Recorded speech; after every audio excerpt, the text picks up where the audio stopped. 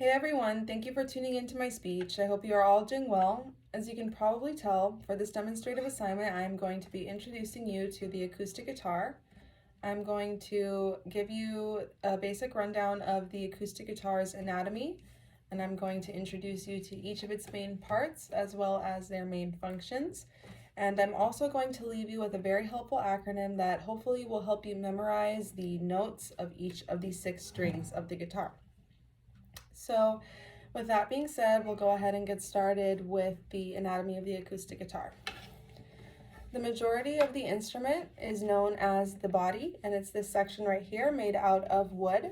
And on the body we have 3 main components. We have the sound hole, and the sound hole functions to help the sounds that you create when you're strumming and playing the guitar project further, sound richer.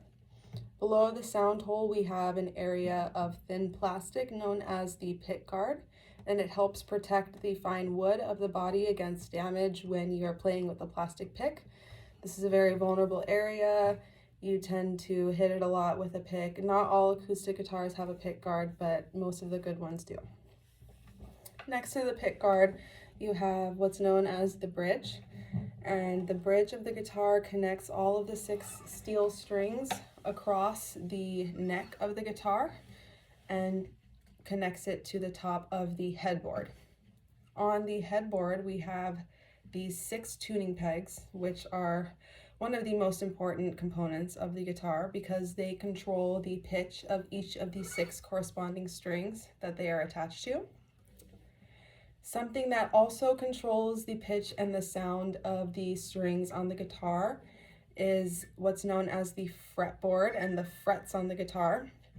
As you can see, the neck is separated by these thin slits of metal, usually made out of nickel or iron.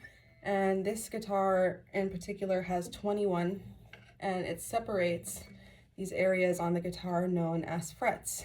And depending on what string you are pressing down on what fret, you will get a different sound out of your guitar. So for instance, very basic rundown of the frets on the guitar and how they affect the pitch of a string.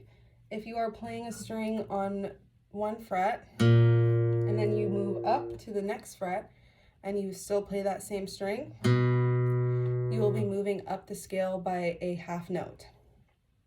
Similarly, if you are moving down by one fret, you are moving down the scale by 1/2 step. So with this knowledge, you know if you are traveling up the guitar, you can expect the pitch to be getting higher, whereas if you are traveling down the guitar, you can expect the pitch to be going lower. And that is the anatomy of the guitar. That's how it all connects together and how the tuning pegs and the frets affect the sound of the strings. What also affects the sounds of the strings is what I'm going to teach you next, and it's the acronym that will help you memorize each note on the guitar.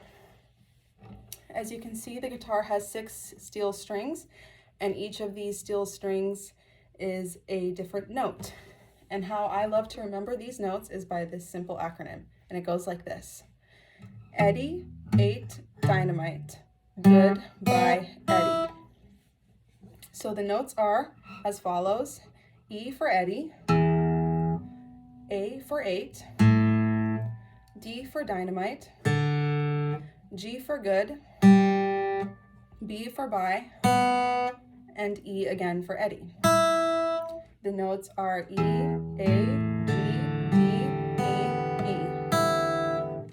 And those are your basic, most commonly used notes in a tuning when you are playing most rock songs, most pop songs. It's going to be in standard E tuning, which is Eddie ate dynamite, goodbye Eddie. And then depending on wherever you press those notes down on the fret, you can expect to get a different sound. Move up, you go up in pitch. Move down, you go down in pitch. And that is the basics of the acoustic guitar. I hope that you guys learned something, and I hope that it was easy enough to understand, even if you've never touched or thought about the guitar before in your life. And I hope it inspired you to maybe learn it yourself. So thank you so much for watching.